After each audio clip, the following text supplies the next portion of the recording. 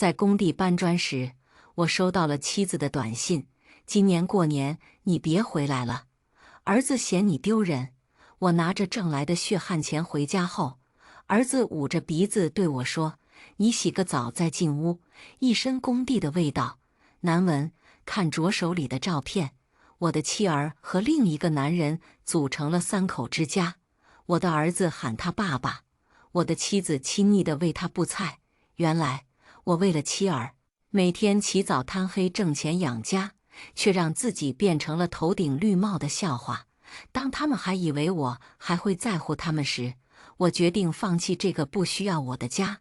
可当我真正离开时，他们却跪在地上，苦苦哀求：爸爸，老公，我错了，原谅我好不好？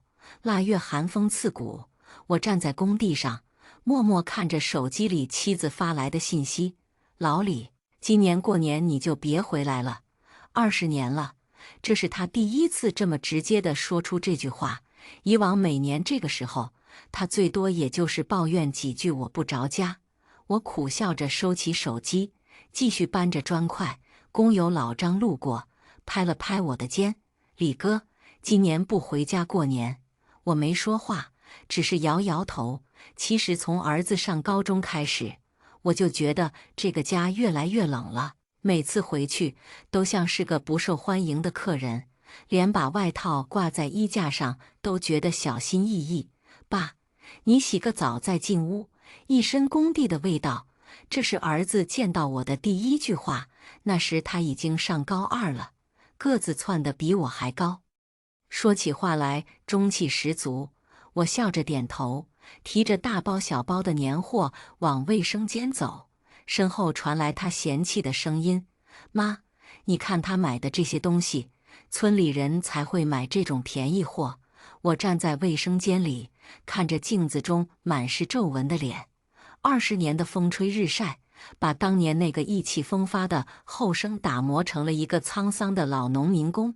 热水从头顶浇下来，我却感觉不到一丝暖意。那天晚上，妻子坐在电视机前织毛衣，儿子戴着耳机玩手机。我默默地坐在角落里，看着这熟悉又陌生的一切。忽然，儿子抬起头：爸，我同学家长都在市里买房了，你什么时候也给我在市里买套房？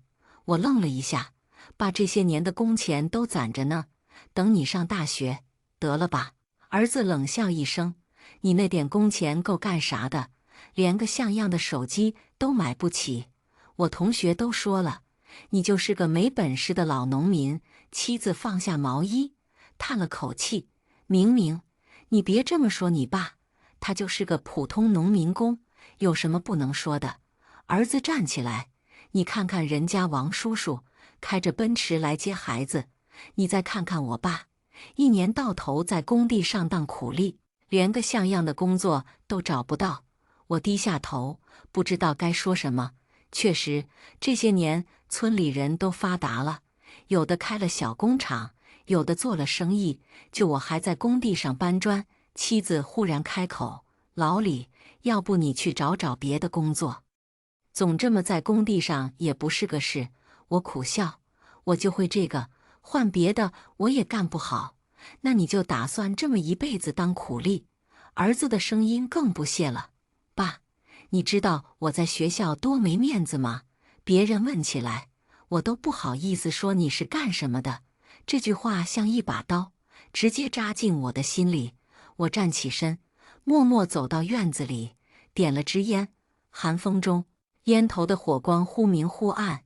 记得儿子刚上小学那会儿，多年我呀，每次我回来，他都会一直跟在我身后，像个小尾巴似的。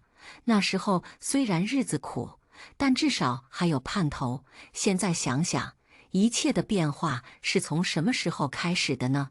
可能是从他上了镇里的中学，认识了那些家境优越的同学开始，也可能是从他妈开始嫌弃我没本事，整天跟村里发达的人家比较开始。我在院子里站了很久，直到烟头烧到了手指。回屋时，发现儿子正在跟他妈说话：妈，张叔叔说可以帮我爸介绍个工作，在他公司当保安，好歹比在工地上体面些。你爸那个人，妻子欲言又止。算了，你去跟他说吧。我装作没听见，走进厨房准备收拾碗筷。儿子跟进来，爸，你考虑考虑呗，好歹是份正经工作。我低着头，爸就会干这个，换别的可能会丢了工作，到时候你的学费，你就知道学费。儿子突然提高了声音，我同学都说了，你就是给自己找借口，你根本就是不思进取。我的手抖了一下，碗砸在地上碎了。儿子看都没看一眼，转身就走，随便你吧，反正我早就对你死心了。那一刻，我忽然明白了什么，放下手中的抹布，我平静地说：行，那以后我就不回来了。妻子从客厅走过来，你又在说什么气话？不是气话。我直起腰，看着他们。既然儿子觉得我给他丢人，那我以后就不回来了。儿子冷笑一声，装什么装？过2天不又得回来？我没理他，走到房间收拾衣服。妻子跟进来，你这是干什么？大过年的，你要去哪？回工地。我把几件换洗衣服塞进背包，那里更适合我。你就这么走了？妻子的声音有些发抖。我停下手，不是你发信息让我别回来的吗？我那是……行了，我打断他的话，咱们都别装了。这些年，我也看出来了，你们都嫌我没本事，嫌我给你们丢人，但我就是个农民工，改变不了。儿子站在门口，爸，你别闹了，不闹了。我背起包，你不是一直嫌我没本事吗？现在我走了，你们想怎么样就怎么样。走出家门的那一刻，我听见妻子在身后喊：老李，你怎么变成这样了？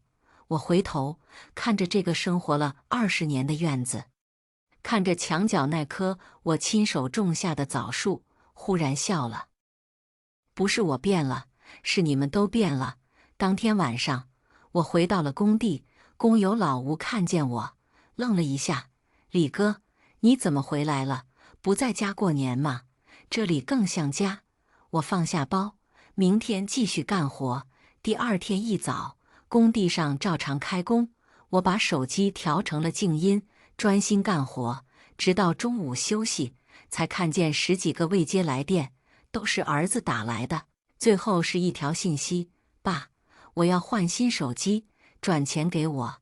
我直接回复：找你妈要吧，我一个没本事的人，哪有钱给你买手机？没过多久，妻子打来电话：老李，你这是干什么？儿子要用手机，你怎么能不管？他不是嫌我丢人吗？我看我还是少管为好。我说完就挂断了电话。在工地的日子异常漫长，看着身边的工友们纷纷回家过年，我心中更不是滋味。1天收工后，我就收到了一条短信，手机屏幕上跳动着“老婆”2个字。我看了看时间，早上7点。衣柜里那件蓝色外套是新买的吗？我想穿去参加下周的同学会。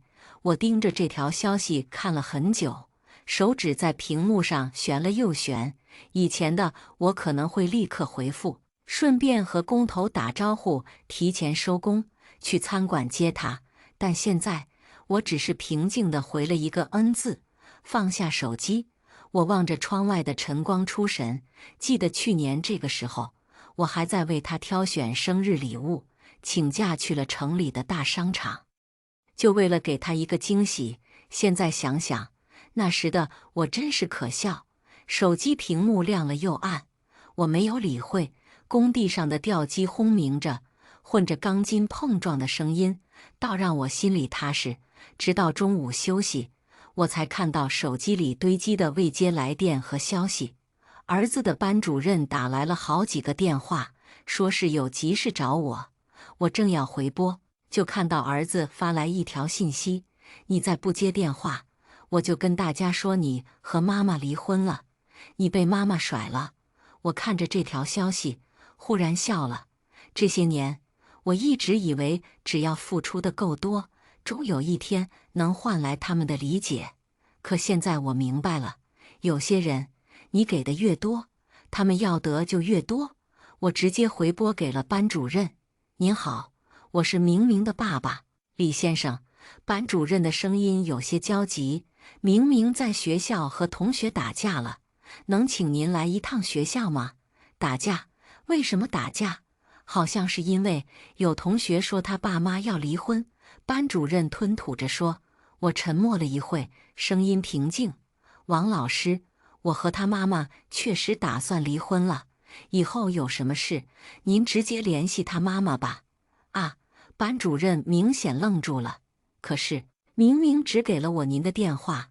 我打开外放，让声音更清晰些：“儿子，你要是能听到，我就明确告诉你，我和你妈妈已经准备离婚了。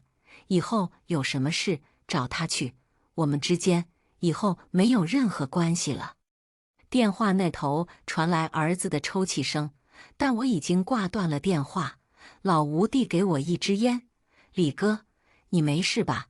我摇摇头，掏出工地发的盒饭：“没事，吃饭。”看着盒饭里的青菜和肉片，我忽然想起去年过年，儿子嫌我买的年货不够好，当着亲戚的面把我买的东西全扔进了垃圾桶。那时的我还会难过的一整晚睡不着觉。手机又响了，这次是妻子：“老李，你疯了吗？好端端的跟儿子说什么离婚？”他的声音里带着责备：“你知不知道儿子现在哭成什么样了？”“哦，他也会哭。”我冷笑一声。上次我去他学校，他在全班同学面前说我只是来送货的时候，怎么没见他哭？那不是他一时气话吗？妻子的语气软了下来：“你也知道，他还小，他都16岁了。”我打断他的话：“该懂事了。”“可是，行了。”我说，“你要是真关心他，就好好管教他。我一个外人就不掺和了。”“你怎么是外人？你是他爸爸呀。”“不，我不是。”我说得很慢，很清晰。“你们不是一直都这么说吗？那就这样吧，你们开心就好。”挂断电话，我继续扒拉着盒饭。晚上，我放下手机，躺在工地的床上，听着外面施工的声音。这些年，我总觉得自己特别失败，连个孩子都教育不好。可现在我明白了，不是我失败，而是我太傻，总想着用爱去换取爱。第二天一早，我就去找了律师：“您确定要起诉离婚？”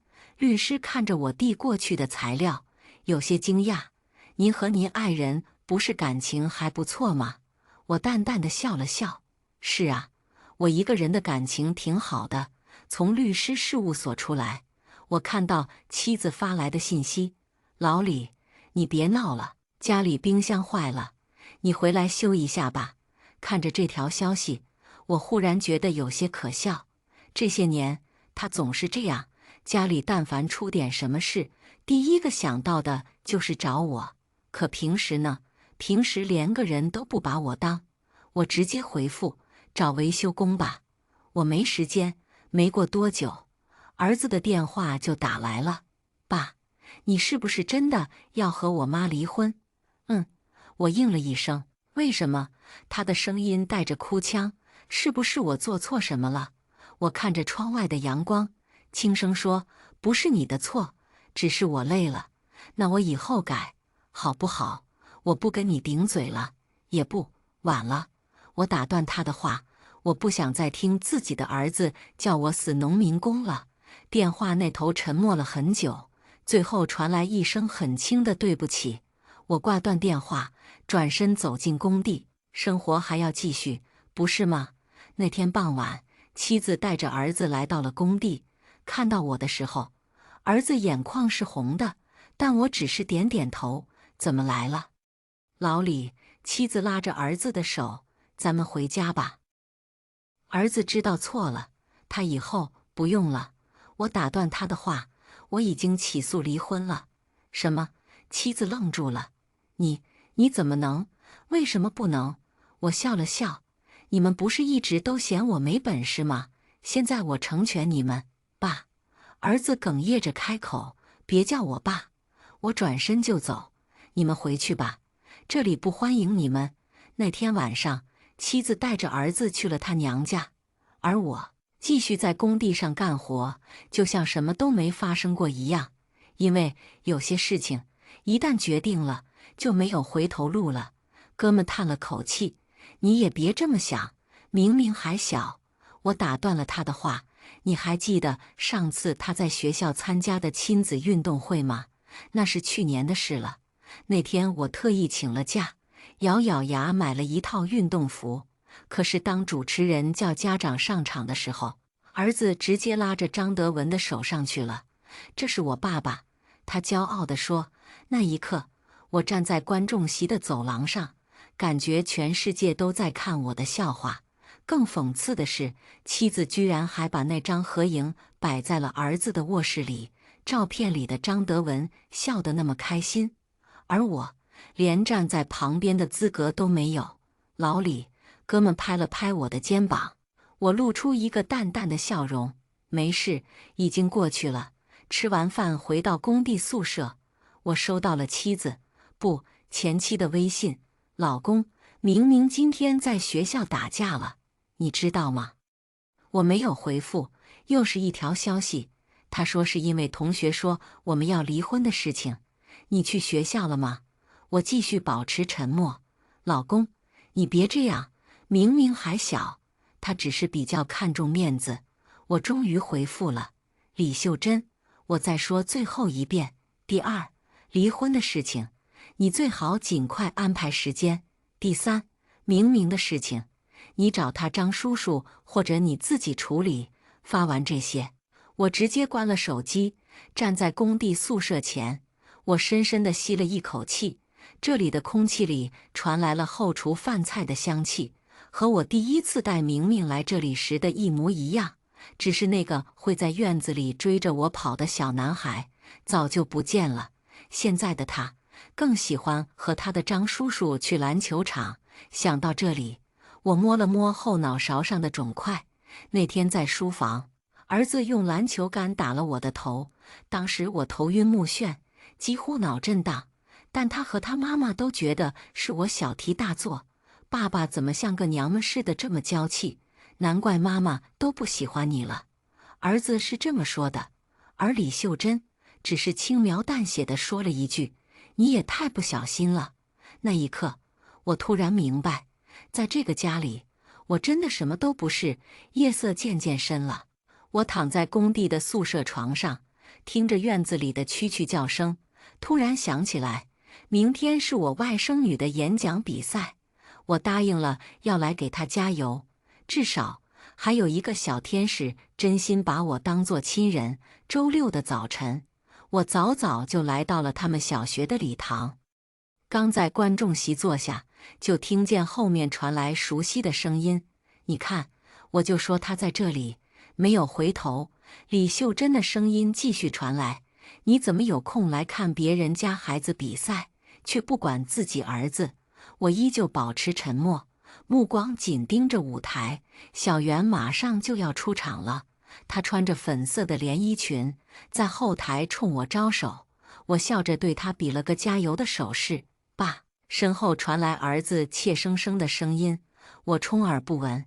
这时，张德文也来了，他笑着对李秀珍说：“秀珍，你别管他了，我们去那边坐吧。”我听见他们走远的脚步声，嘴角勾起一抹冷笑，想起去年这个时候，张德文刚和李秀珍认识，那时候的场景仿佛就在眼前。那是一个周日的下午，我听说李秀珍的朋友要来，特意找了工友推荐的餐馆，打包了一桌的炒菜，准备叫他们吃饭。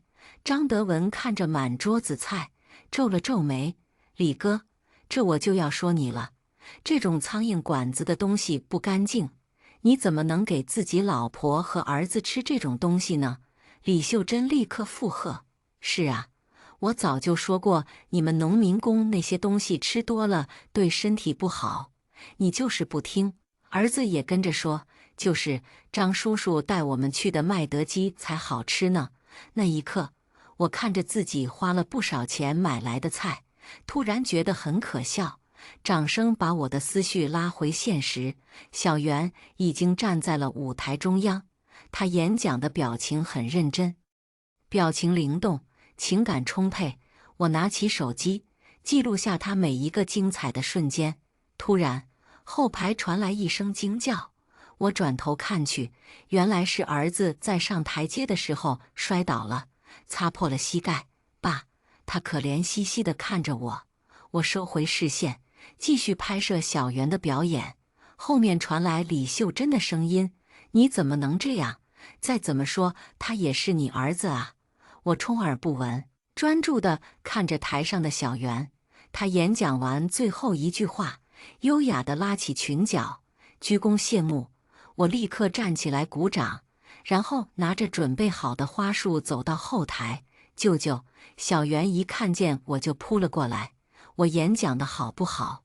我把花递给他，演讲的特别好，和电视台的主持人一样。就在这时，李秀珍带着儿子过来了，儿子的膝盖还在流血。李秀珍看着我说：“你能不能先送明明去医院？”我看都没看他们一眼。不好意思，我答应了小袁要带他去吃蛋糕。你，李秀珍气得说不出话来。我牵着小袁的手往外走，经过他们身边的时候，淡淡的说：“不是有张德文在吗？他能开车送你们去，不比我强多了。”走出礼堂，小袁奶声奶气地问我：“舅舅，那个是明明哥哥吗？好久没见过他了。”我摸摸他的头：“不是。”“那他为什么叫你爸爸？”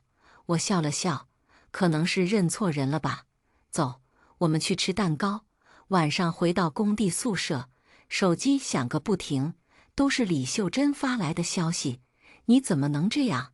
明明现在发烧了，你真的一点都不关心他了吗？我知道错了，你回来好不好？我看着这些消息，突然想起一件事。去年夏天，张德文说要带儿子去游学，我说不能用别人家这么多钱，结果李秀珍二话不说就同意了。还说这是难得的机会。那2个月，我每天都在想儿子，可他一次电话都没给我打过。回来的时候，他满口的张叔叔真好，却对我爱答不理。我打开微信，把李秀珍的消息全部删除，然后拨通了律师的电话：“周律师，麻烦你帮我准备起诉离婚的材料。”挂掉电话，我收到了小袁发来的视频。视频里，他穿着今天比赛的连衣裙，对着镜头说：“舅舅，谢谢你今天来看我比赛，我爱你。”我看着视频，心里突然暖暖的，至少还有人真心在乎我的存在。第二天一早，我就收到了周律师发来的材料，看着那份离婚起诉书，我突然想起和李秀珍婚礼时说过的话。我愿意他成为我的丈夫，从今往后，无论富裕或贫穷，疾病还是健康，都彼此相爱。呵，现在想想，真是讽刺。中午的时候，李秀珍带着儿子来了工地，儿子还发着烧，脸色苍白。看见我，他扑过来抱住了我。爸爸，我直接把他推开。李秀珍，带他回去吧。他现在需要的是他的好爸爸张德文，不是我。你，李秀珍红了眼眶，你真的要这样绝情吗？我笑了，绝情？你们这些年对我做的事才叫绝情，现在不过是你们自食其果罢了。我已经把张德文删了。李秀珍突然说：“我也知道错了，你原谅我们好不好？”我看着他，突然觉得很可笑。不用了，过去的这段日子，你们已经给了我最好的答案。这份离婚起诉书，你看看吧。说完，我转身上楼，留下他们站在院子里。晚上，我给小袁发了一条消息：“明天要继续认真学习哦。”小袁很快回复：“我会的，舅舅，我永远爱你。”看着这条消息，我终于露出了今天第一个真心的笑容。昨晚下了一场雨，让工地的土路更加泥泞。我站在工地里，准备背起水泥，就看见儿子一瘸一拐地走了进来，他的裤腿还缠着纱布，脸色苍白，嘴唇都没什么血色。看见我，他笑了笑：“爸。”我动作不停地继续将水泥扛上肩膀。爸，我腿疼。我冷冷地说：“你不是有爸爸也有妈妈吗？怎么来找我了？”儿子的眼睛红了。爸，我知道错了，知道错了。我放下肩上的水泥袋，终于转过身，看着他：“你知道什么错了？是知道错在不该用篮球砸我，还是知道错在当着外人的面说我不是你爸爸？”说着，我脱下了头上的安全头盔，指着头上还没消退的肿块，看清楚了，这就是你干的好事。当时你怎么说的？说我小题大做，像个娘们一样，活该不招人喜欢，没本事。儿子扑通一声跪在地上：“爸，我真的知道错了。”我后退一步，避开他想抱我腿的手：“起来吧，这一套对我没用。你要是真想找人诉苦，去找你的张叔叔啊，他不是比我更会当爸爸吗？”“不是的，爸。”儿子的眼泪掉下来：“我就要你当我爸爸。”我忍不住笑了：“是吗？那你还记得去年你的亲子运动会吗？”儿子的身子明显颤抖了一下。我特意请了假，换上刚买的运动服去参加。结果呢，你拉着张德文的手参加比赛，跟别人说这是我的爸爸。当时那些老师、家长看我的眼神，你知道有多讽刺吗？我停顿了一下，继续说：“更可笑的是，你妈妈居然还把那张照片摆在你的卧室，看着自己的儿子管别人叫爹，我心里有多难受吗？”“爸，对不起。”儿子哭得更厉害了。我看着他：“你知道吗？那天晚上我做了一个梦，梦见你还小的时候，那时候你第一次来工地看我，崇拜地看着我，说我是最棒的爸爸。每次我从工地回家，你都会第一个跑出来抱我。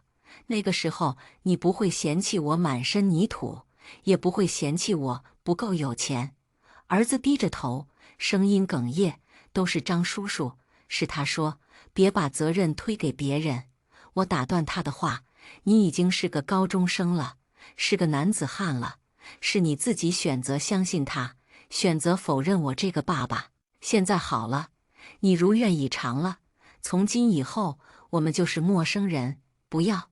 儿子突然跪行过来，抱住我的腿：“爸，我不要和你做陌生人，我错了，我真的知道错了。”我用力掰开他的手：“松开，爸！”我说：“松开！”我的声音冷得吓人，引来工友们的侧目。儿子踉跄着后退几步，一屁股坐在地上。这时，我注意到他手里攥着什么东西，定睛一看，是那个玩具小汽车。看见我的目光，他不顾身上的泥泞，把小汽车举起来：“爸，你还记得这个吗？这是你送我的第一个玩具。”我当然记得，那是他3岁生日的时候。我在工地的工资微薄，买不起什么玩具。我看到工头的女儿吃完快餐后，将快餐附赠的发条小汽车随手扔到了垃圾桶。我小心翼翼将它拾起，用抹布擦得亮晶晶的，找打零工的年轻人借了香水喷了几下，才带回了家。我还记得当时明明收到小汽车时的眼睛格外明亮。小小的他抱着我的腰，用脸蹭着我的胡茬，说我是带给他快乐的超人爸爸。可是后来呢？你不是说这是捡垃圾捡来的玩具，丢人吗？我冷笑着说：“当时你把它扔进垃圾桶的时候，可是一点都不心软呢。”儿子捂着脸哭起来：“对不起，爸，都是我的错。”我转身往屋里走：“回去吧，别来烦我了。”“爸。”他扶着地站起来：“求求你原谅我。”我头也不回地说：“你知道吗？有时候我在想，如果我没有那么在乎你，现在是不是会不一样？身后传来重物倒地的声音，但我没有回头，走进屋里。我拿起手机，发现小袁给我发了好几条消息。舅舅，你知道吗？我今天在语文课上学会了新诗歌。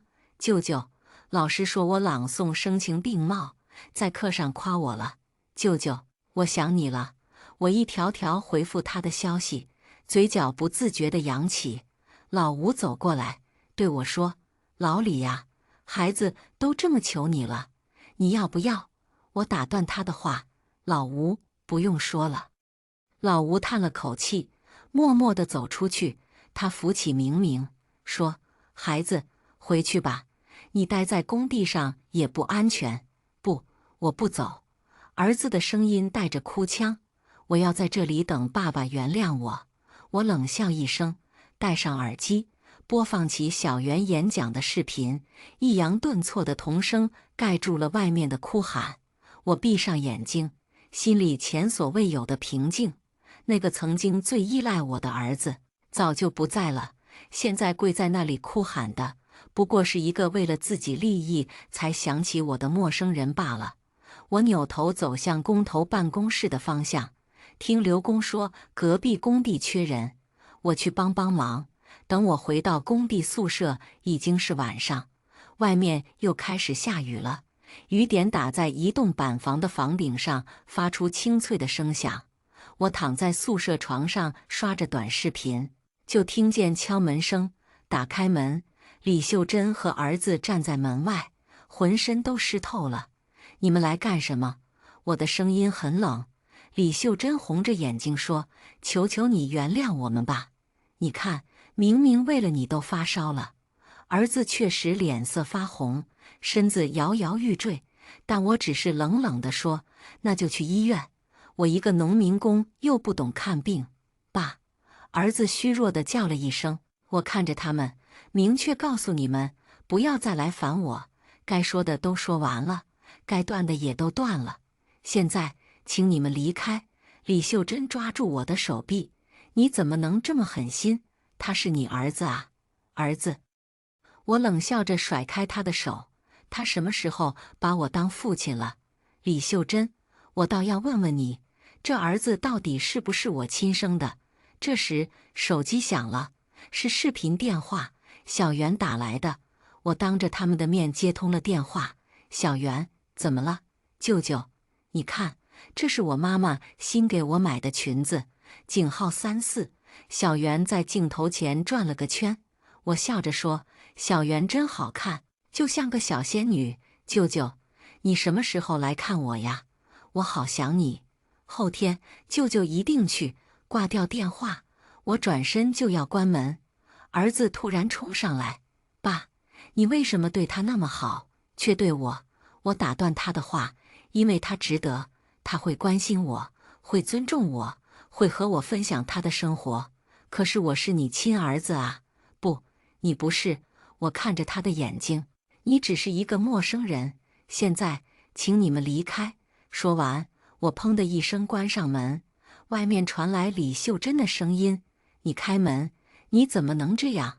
明明都发烧了。”我宿舍床前坐下，继续看的视频。没过多久，同宿舍的工友欲言又止地对我说：“要不要？”“不用。”我头也不抬：“打扰你休息，不好意思，但是你别管他们了。”半夜，外面的雨越下越大，我听见儿子在院子里咳嗽的声音，还有李秀珍小声的啜泣。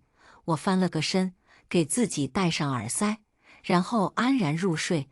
第二天一早，我打开门，发现他们已经走了，地上只留下一片泥水的痕迹，还有那个玩具小汽车。我弯腰捡起小汽车，看了看，然后直接扔进了垃圾桶。就在这时，手机响了，是小袁发来的信息：“舅舅，我今天要代表学校去比赛，你一定要来看我哦。”我笑着回复：“一定去，我已经给你准备好，给你捧场了。”这时，手机响了，是李秀珍发来的信息：“明明发烧到39度了，说是伤口感染，现在在医院。”我直接删除了这条信息，然后在手机上搜索某某路哪家蛋糕店的蛋糕最好吃。等比赛结束，我要给小圆一个惊喜。至于其他人，那些伤害过我的人，就让他们自己好好感受这份痛苦吧。我坐在工地食堂的老板凳上，翻看着那本发黄的笔记本。这是我年轻时的创业笔记，里面写满了各种小生意的计划。那时候我刚从技校毕业，学了开挖掘机，想着自己能承包一些小工程，慢慢做大。老李，你当时是真有本事。老吴端着饭过来，看着我手里的本子，要不是为了娶媳妇，你也不会把买挖掘机的钱都给了他们家当彩礼。我苦笑着翻到最后一页，上面还贴着一张我和秀珍的合影。那时候他说，要是我真心想娶她，就别想那些不靠谱的创业，把那笔10多万的彩礼给他们家，老老实实接着打工。老李，你看谁来了？老吴的声音响起。我抬头，看见秀珍站在院子门口。她今天特意打扮过，穿着那件去年张德文送她的羊绒大衣，但脸上的慌张怎么都掩饰不住。老李，她站在那里，欲言又止。我没说话，继续翻着笔记本，上面密密麻麻写着我算过的账。买台二手挖掘机要多少钱？每个月的分期付款要多少？接个工程能挣多少？我来是想跟你解释清楚。秀珍走近几步，那天的事情不是你想的那样，是张德文非要来家里吃饭，我也不好拒绝，我忍不住冷笑。所以你就让儿子改口叫人家爹，这不能怪我呀。秀珍急了，要不是你整天在外面打工，也不会让儿子没人管教。再说了，你要是早点回来，这事也不会。我猛地合上笔记本，就知道你会这么说。秀珍，你还记得当初是怎么求我放弃创业的吗？说什么只要我安心打工，你就一定会好好过日子。现在呢？秀珍的脸色变得煞白。我知道错了，我已经跟张德文说清楚了，以后再也不让他来家里。不用了。我站起身，从口袋里掏出一沓照片。知道这是什么吗？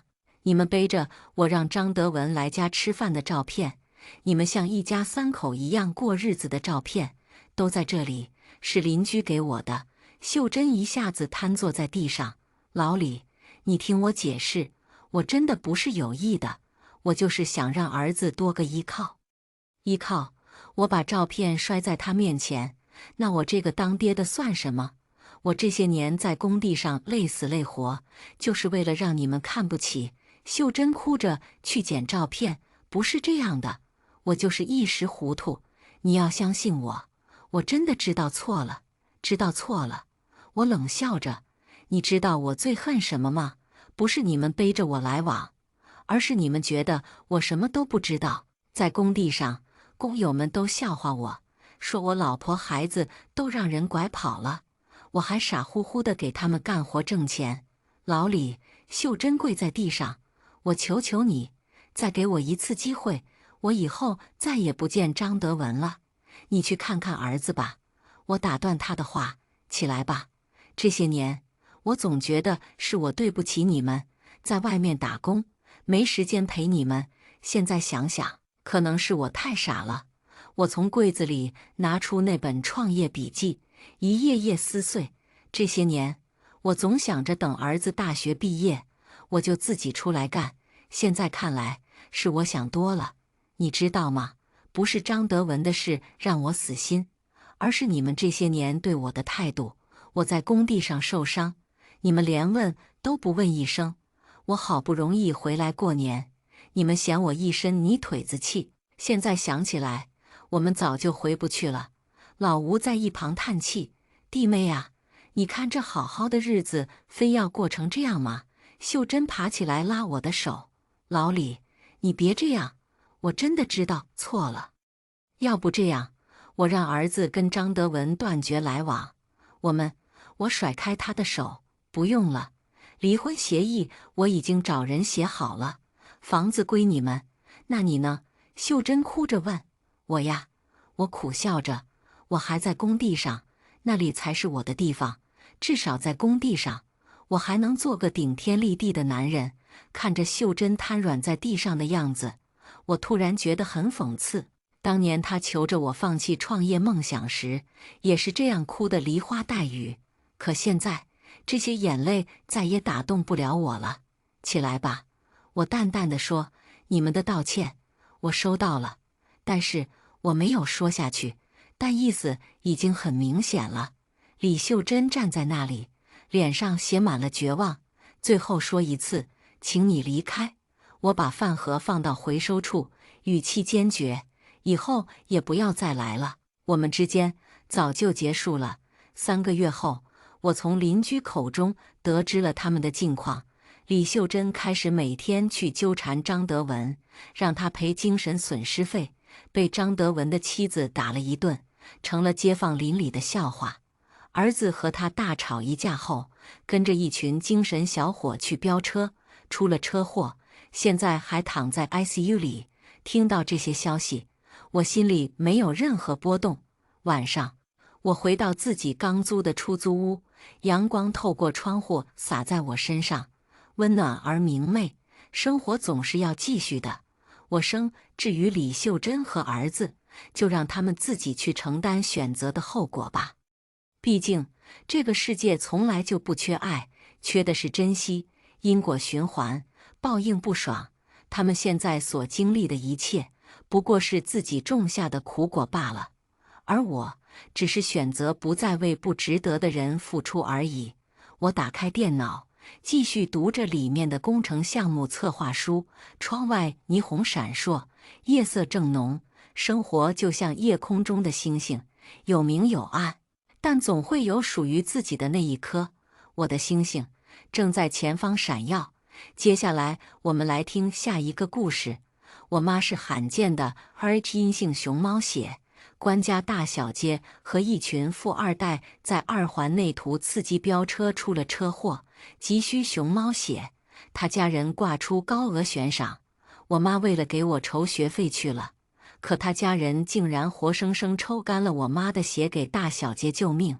我赶到的时候，我妈已经被火化了。他们甩给了我5万块，骗我说她是被人撞死的，肇事司机也当场死亡，死无对证。我成了孤儿，到处申冤无门，高中毕业证都没拿到。4年后，大小姐家招熊猫血的保姆，我去了。我妈去世的第4年，官家招保姆，要求年轻女孩，熊猫血，父母双亡。我去了，才刚进门，就被穿着精致的女主人像打量一个畜生一样上下打量了很久，末了勉强从鼻子里哼了一声，勉强了，就你吧。我忍了又忍，才控制住当场扑上去撕烂他那张脸的冲动。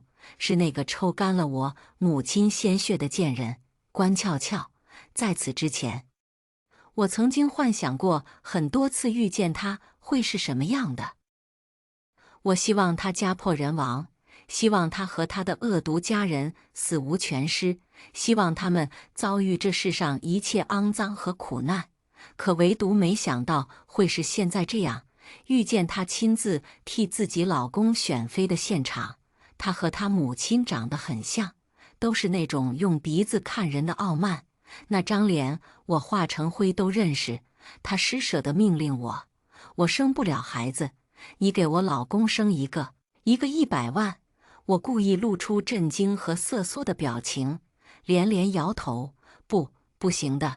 他嗤笑一声，轻蔑地把钱一摞一摞砸在我脸上，锋利的边角在我脸上划出一道血痕，眼里的恶意几乎要溢出来。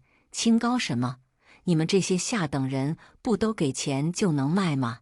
这里是5万块定金，就你这样的，一晚上卖这个价够高了。关俏俏点燃了一支烟，深深地吸一口，把烟喷到了我脸上。生完就滚，要不是我给你这个机会，你这辈子都赚不到这么多钱。我剧烈地咳嗽了起来，他走到我面前，捏起我的下颌仔细打量，侮辱性地拍了拍，末了又露出嫌恶的表情。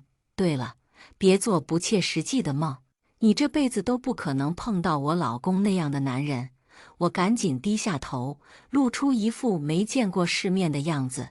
夫人，我不敢的。关俏俏的生活非常优越，我早就在根子上关注了他。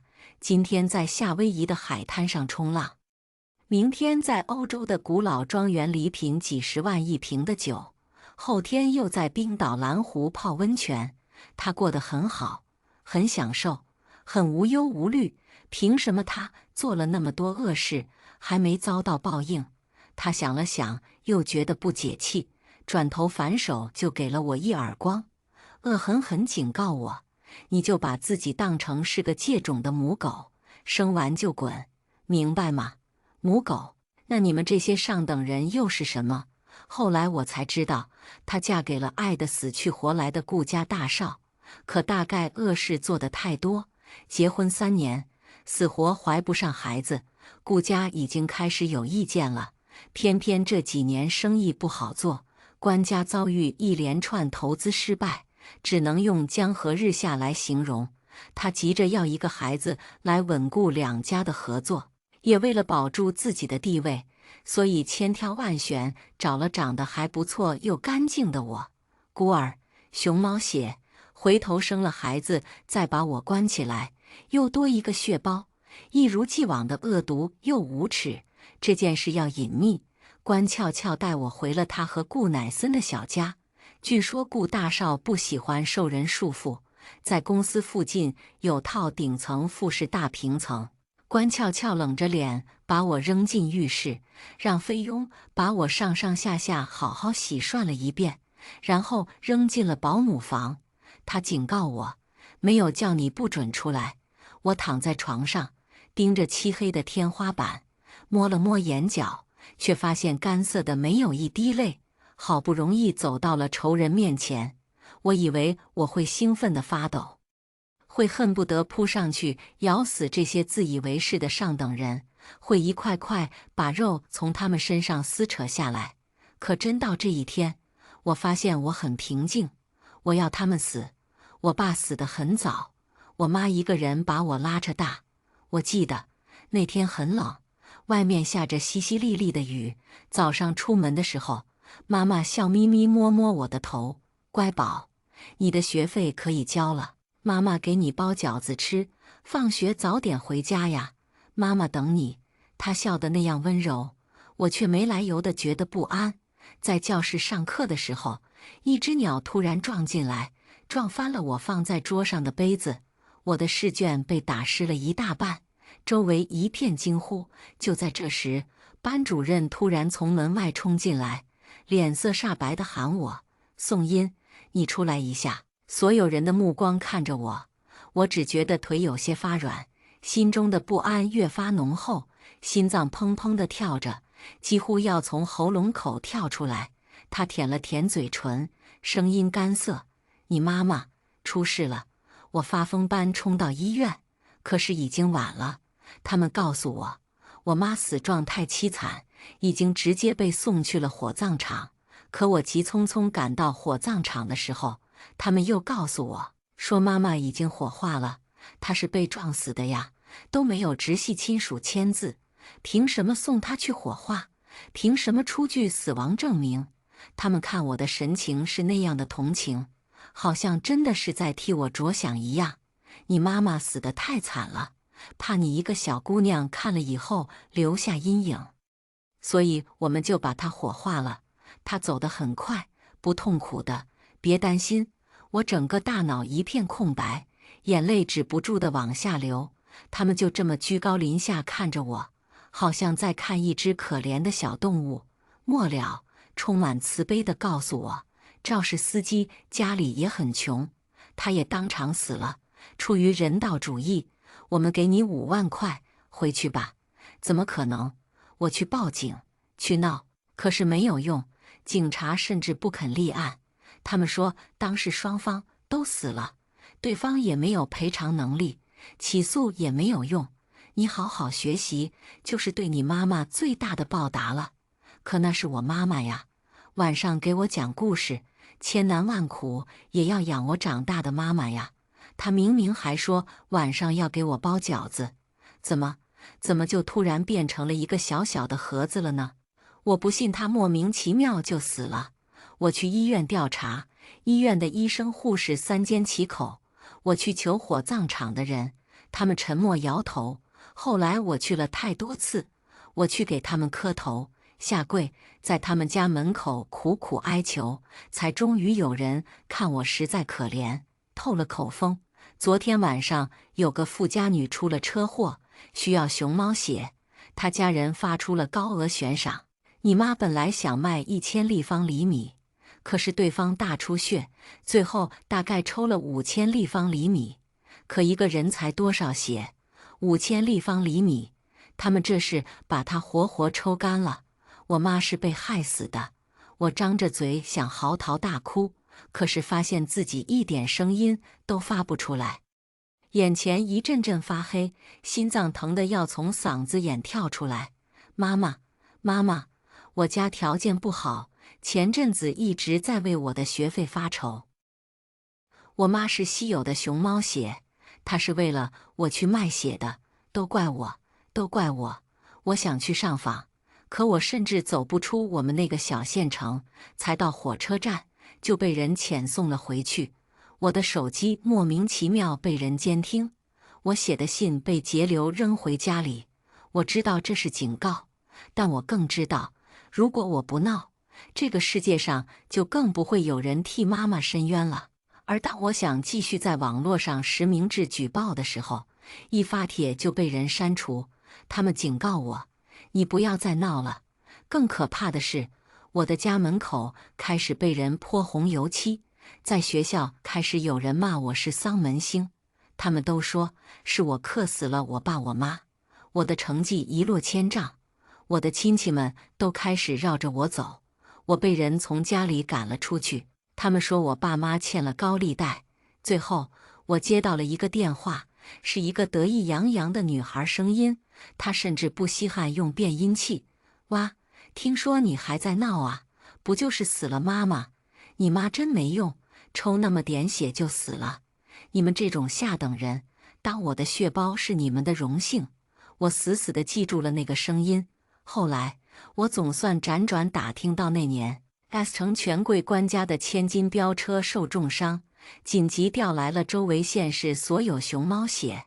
大小姐还在社交媒体在得意洋洋地发帖炫耀，有妈妈真好，施了5000cc 熊猫血都被妈妈救回来了。听说把整个 X 市的熊猫血都调过来了呢，毫不遮掩，理直气壮。4年后，我重新站在了他面前，可是他已经不认识我了。顾乃森对我并不感兴趣，起先我还以为他是装的，毕竟一张床睡不出2种人，有关俏俏这种老婆，顾乃森能是什么好东西？第一次见面的时候，顾乃森下班回家，我正从厨房端着甜汤出来，看见他赶紧放下甜汤，有些紧张地打了个招呼，随即低头站到一边。先生好。关俏俏就悄无声息地站在暗处看着，像一个心怀不轨的恶毒巫婆。她只是扫了我一眼，并没有跟我说话，而是扬声喊了一声俏俏。关俏俏这才假装刚从卧室出来，伸了个懒腰。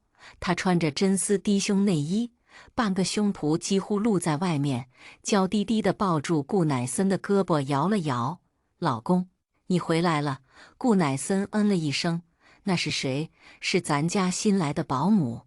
吴妈回老家了，她来顶几天，她不敢直接说是要我来生孩子，别让她进我们的房间。关俏俏笑得更开心了。好，她想再缠着顾乃森撒娇，可是后者自顾自去了书房。我要开个会，别让人来打扰。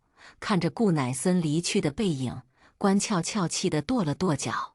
末了又转头来骂我没用的东西。我垂下眼，唇角却微微勾了勾。关俏俏眼里的爱意根本藏不住，他既想蒙混过关，借腹生子，又怕顾乃森发现自己生不了，跟他离婚。喜欢就好，就怕他不喜欢。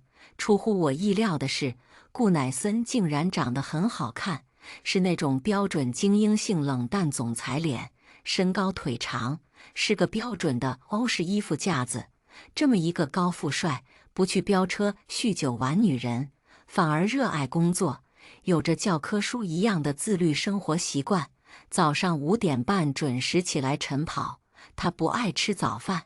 洗完澡之后，喝一杯黑咖啡就开始工作。掌握规律之后，我每天会提前起床，给他泡好咖啡，也会在他晚上开跨国会议的时候给他准备夜宵。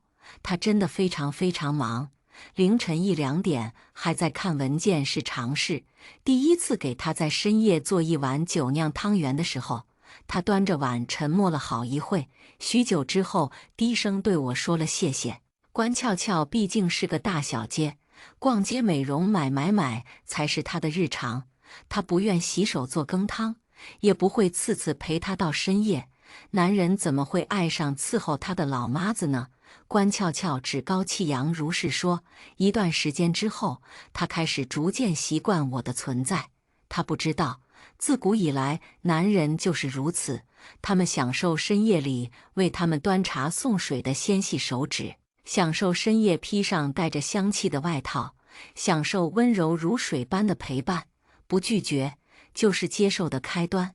我知道我不是什么好东西，但自从妈妈去世那天起，我早就不准备当人了。有时候深夜炉子上的炖钟咕咚咕咚，我靠在厨房昏昏欲睡。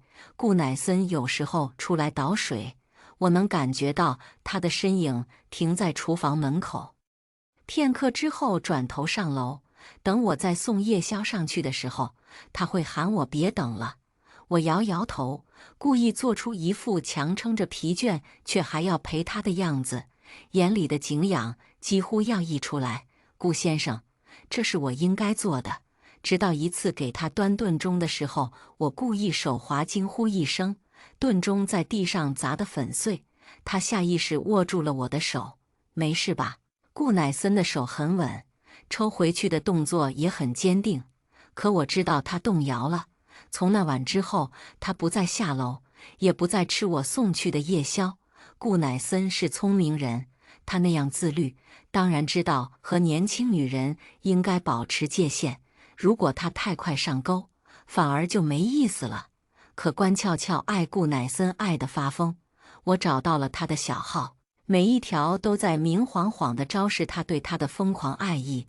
顾乃森对任何女人多看一眼，他都会在小号上对对方极尽辱骂和诅咒，甚至包括顾乃森的女性合作伙伴和下属。而现在，那个人变成了我，他骂我贱货，不要脸的狐狸精。也亏他我才知道，哦，原来顾乃森早逝的母亲喜欢亲手给他做酒酿汤圆，温柔、安静、与世无争。关俏俏哪里是这种人呢？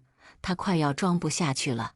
当发现顾乃森竟然会对我点头致意的时候，关俏俏终于按捺不住了。她借着我给她倒水温度太高发了好大一通脾气，说我想烫死她，恶狠狠扇了我10几个耳光。我面颊红肿，嘴角都被扇裂了。贱货，别以为我不知道你在想什么。我给你一个机会，怀了立刻就给我滚出去。2天后的深夜，顾乃森应酬后酒醉归家，我身上就裹着一条浴巾，被关俏俏推进了他的房里。进去前，他低声警告我，做完就出来，不准多留。房间内一片漆黑，我是第一次爬上床的时候，浑身都在发抖，手刚搭上男人的胳膊，就被他一把拉入怀中。他把脸埋在我的颈侧，含糊地带着鼻音蹭了蹭：“今天你换香水了，身上怎么这么凉？”我整个人都僵硬了。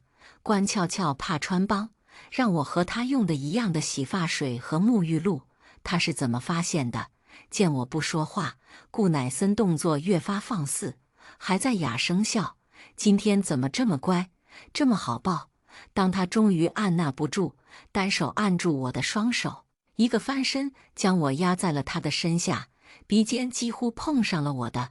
他声音阴哑，明明都已经沉沦了下去，可当他埋手在我胸前的时候，声音突然清醒了过来。宋音，他认出了我。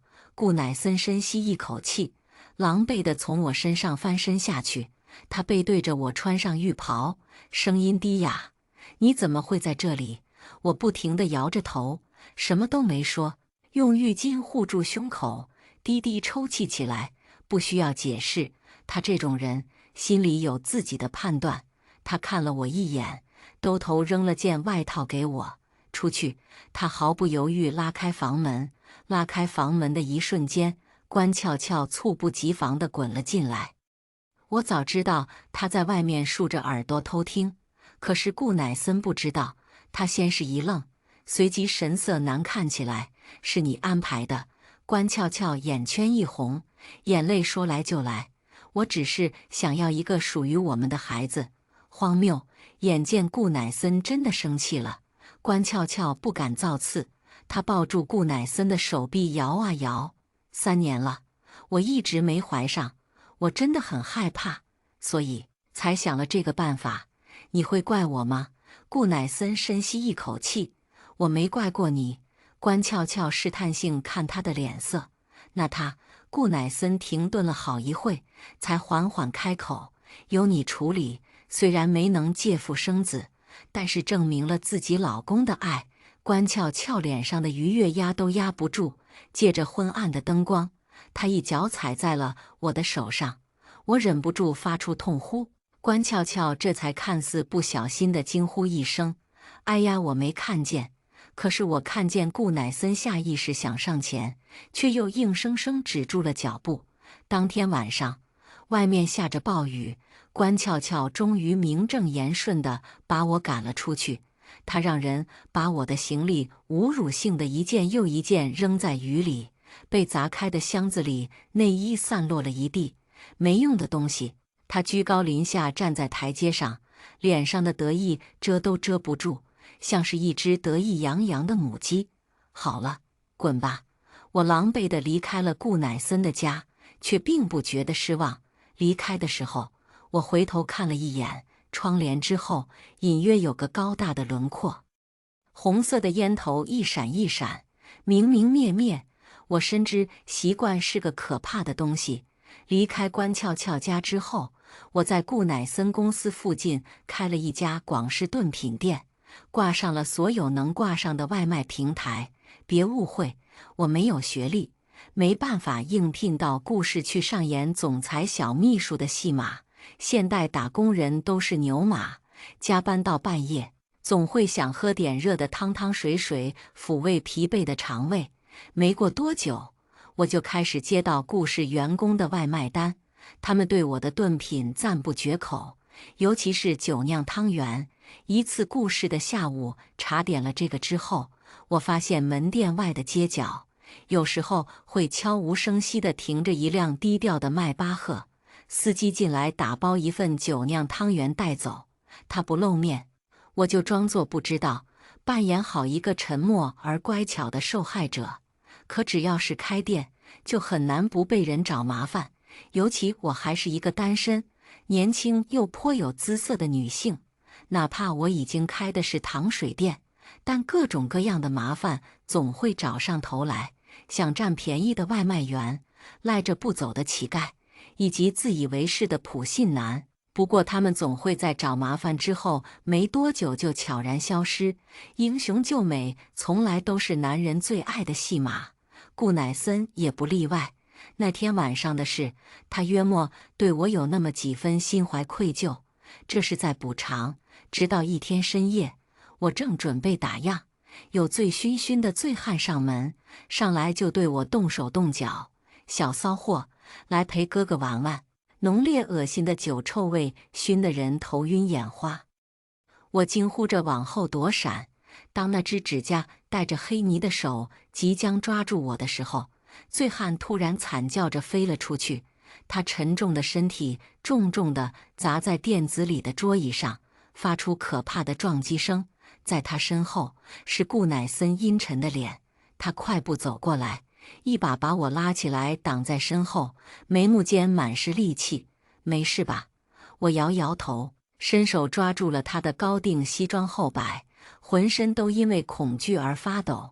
顾乃森的动作微微一顿，他伸手解开袖扣，随即又是重重一脚，将再次扑上来的醉汉踹飞了出去。醉汉惨叫着在地上打滚，嘴里还在不干净地骂骂咧咧。他不过是借酒装疯，看清顾乃森的穿着打扮后，还想讹诈顾乃森打人，嚷嚷着要报警。可当顾乃森的司机也闻声赶来时，他怂了。顾乃森沉下脸，滚！司机识趣地跟着一起出了门，直到只剩下我们2个人，我这才有些慌张地松开手。顾先生，对不起。我的手还在微微发抖，下意识想背在身后，却被他拉了起来。那上面有一大块红色的烫伤痕迹，已经起了半透明的大水泡，是刚才躲避醉汉时烫伤的。怎么这么不小心？我听见他叹了口气。我张了张嘴，还没说话，一垂眼，泪水就已经流了下来，眼泪准确地落在了顾乃森的掌心。我看着他下意识握紧掌心，在他收回手之前，我主动抓住了他的手腕，声音中带着哭腔：“先生，我好害怕，您能不能陪陪我？”他身上的气味依旧是我很喜欢的潘海利根的麋鹿，后调试干净的檀香。鹿就注定是猎物。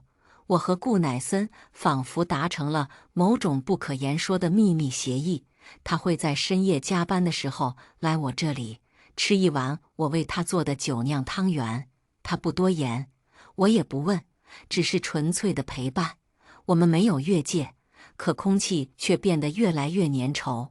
直到有一次，我不小心触碰到他的手背，他终于忍不住抓住了我的手，十指紧扣，掌心的温度烫得让我想退缩。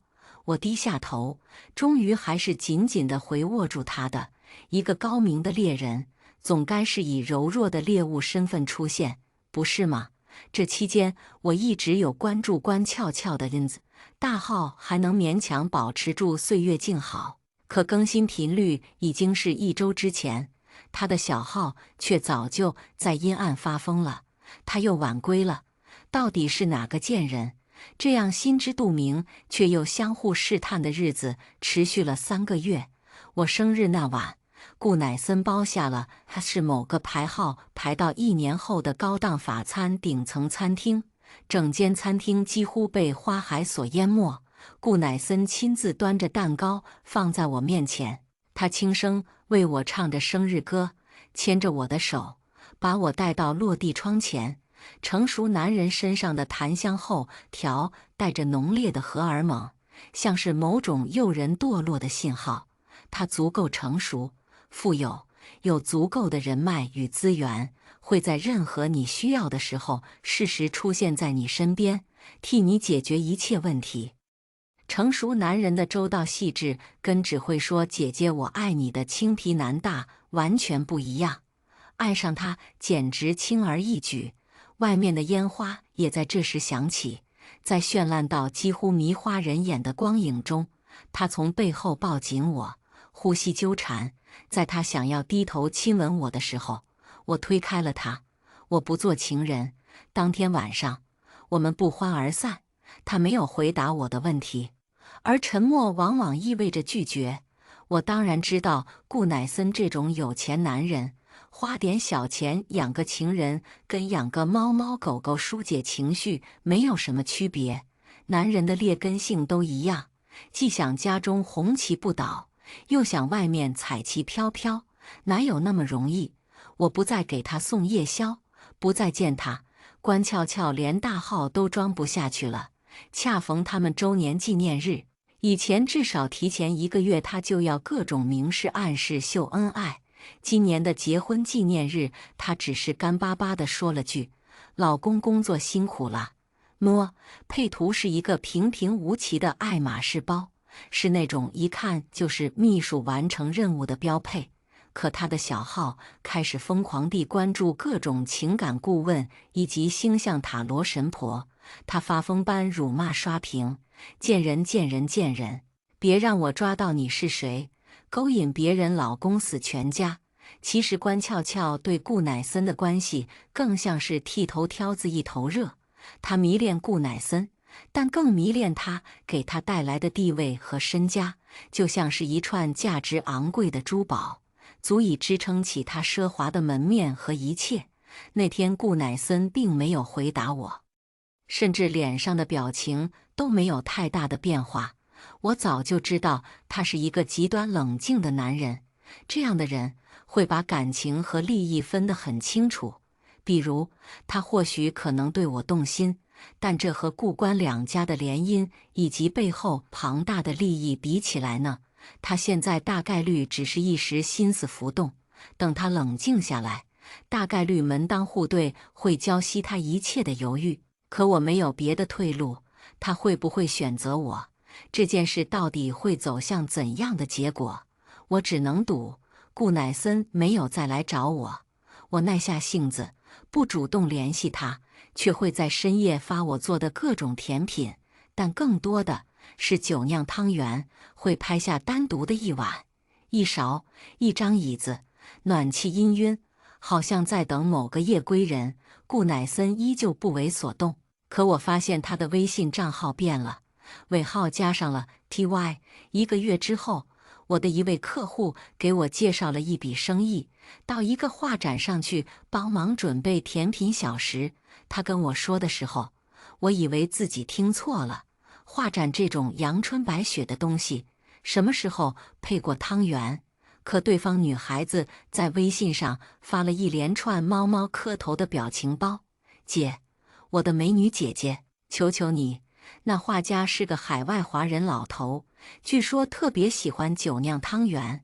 Boss 让我一定把人给哄好了，你的汤圆是我吃过最好吃的，求求姐姐救我狗命，我还没过试用期呢。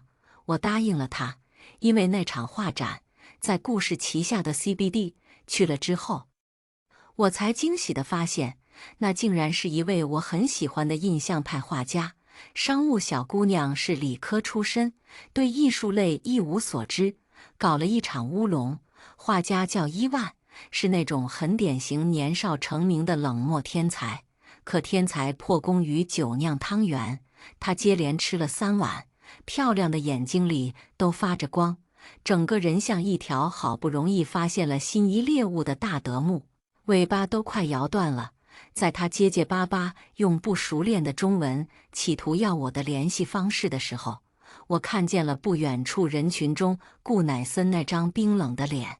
我知道，按照他工作狂的性格，这种场合大概率会来亲自视察。我假装没看见他，当着他的面给了1万联系方式。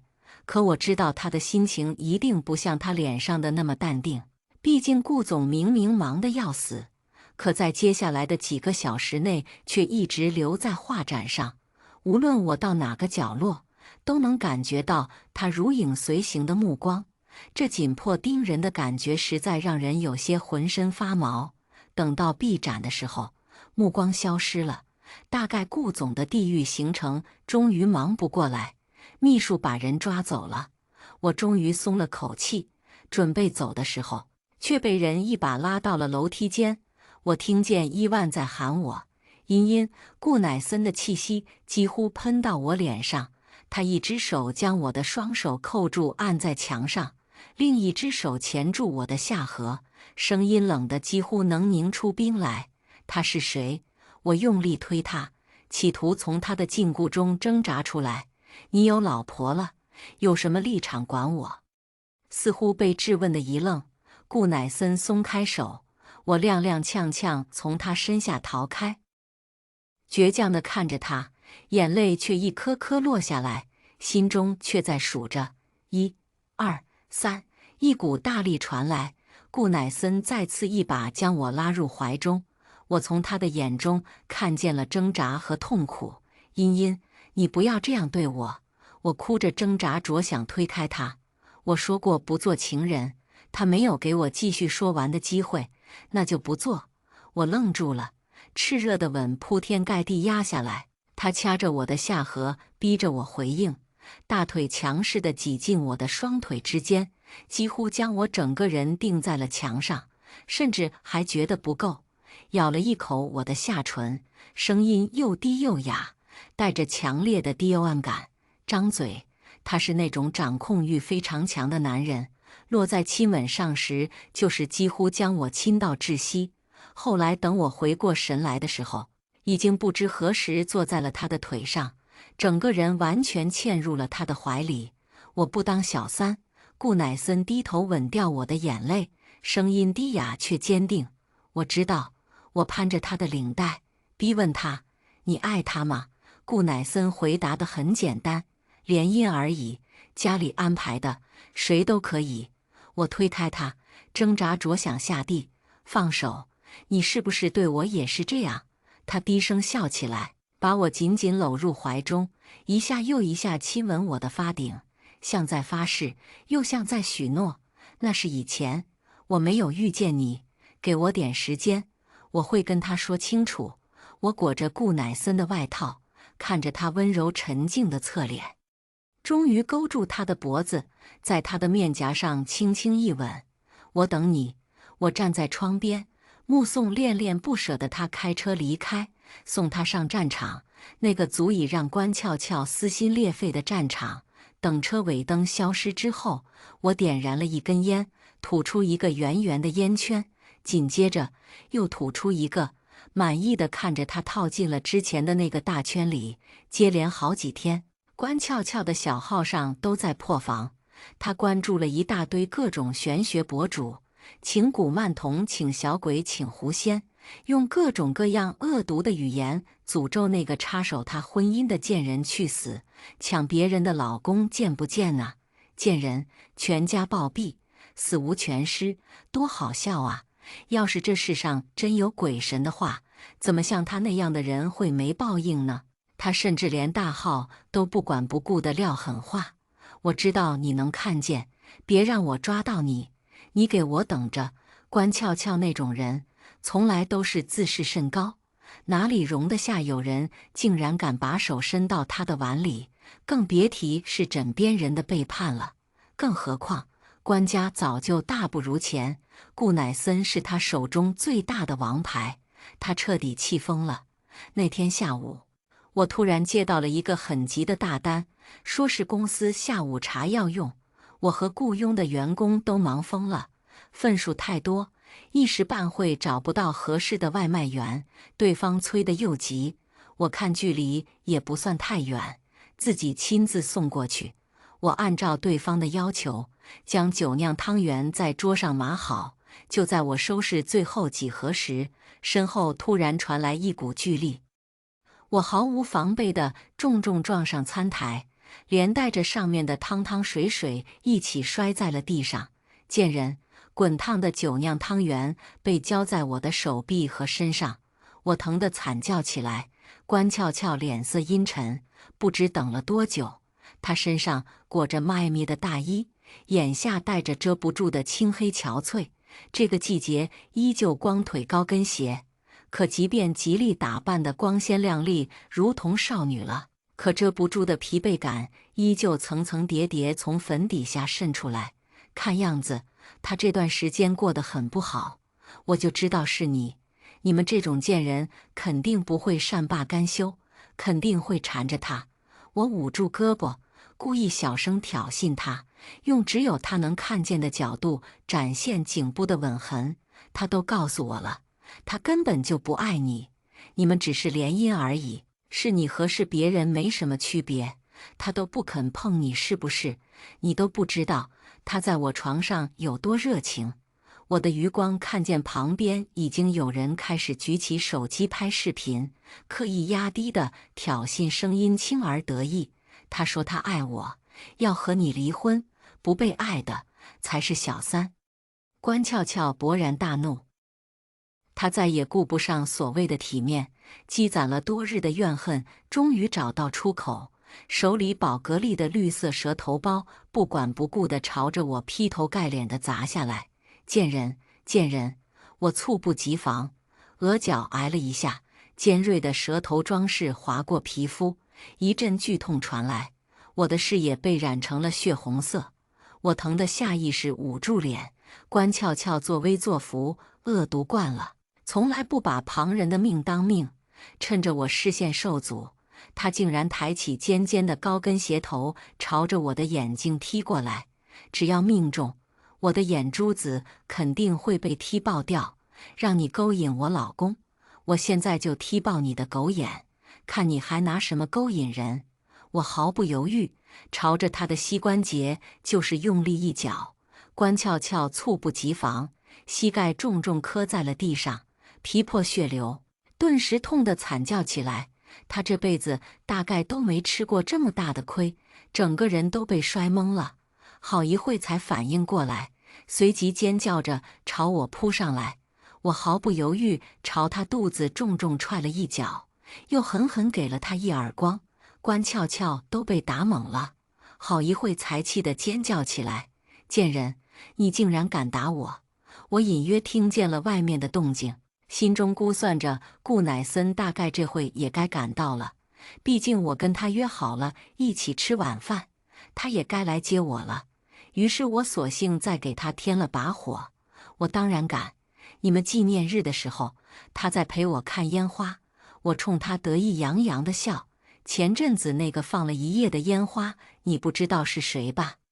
那天晚上，他搂着我，亲我，向我表白，说你是个恶毒愚蠢的老女人。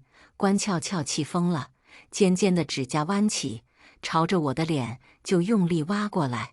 你以为自己是个什么东西，也敢来我面前耀武扬威？我弄死你！他胳膊举到一半，却被人一把扣住。顾乃森的怒火几乎实质化，他用力把关俏俏的胳膊一把甩开，他失去重心，后腰重重地撞在后面的桌子上，疼得惨叫一声。你发什么神经？我不是说了让你不要找他的麻烦？我跪倒在地上，肩膀轻轻耸动，露出来的胳膊上全是通红的烫伤和水泡，眼泪大颗大颗掉下来。我可怜巴巴地看着顾乃森，咬住下唇。我好痛！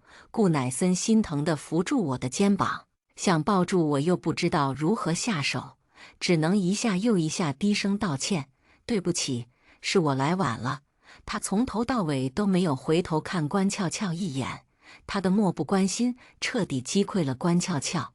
他嚎啕大哭起来，声音凄厉到近乎破音：“顾乃森，你和我结婚3年了，你和他才认识多久？半年。我爱了你那么多年，你现在要为了他跟我撇清关系，要跟我离婚，我恨不得杀了他。”他又要发疯，冲上来想要抓烂我的脸，却被顾乃森再次抓住手腕，声音冷漠地警告他：“我说了别动他，你别逼我。”关俏俏精致的眼线被眼泪糊得一塌糊涂，她几乎是绝望地看着顾乃森：“可是我爱你呀！”顾乃森的平静此时尖锐的如同一把尖刀，毫不留情地剖开关俏俏的内心。你爱的不过是顾乃森这个身份而已，无论是谁给你钱和身份，你都会爱，就不要在这时候说出来徒增笑话了。关俏俏难以置信地瞪大眼，发出一声凄厉的嚎叫：“你不相信我？你怎么可以不相信我？明明当年我出车祸！”我的瞳孔瞬间紧缩，柔弱险些装不下去了。难道当年的事情和顾乃森有关？顾乃森憎恶地看他一眼：“你还不如当年就死了。”顾乃森将我打横抱起来，神情关切而着急：“别怕，我送你去医院。”我搂住他的脖子，在他视野的死角冲关俏俏露出一个挑衅的笑：“顾乃森，你王八蛋！”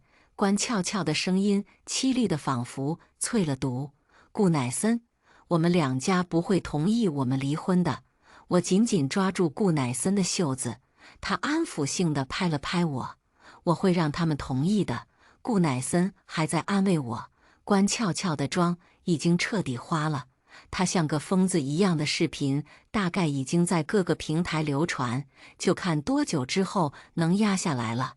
但是现在我有更关心的事，一个可怕的猜测缓缓浮起，冷得我整个人都忍不住打了个哆嗦。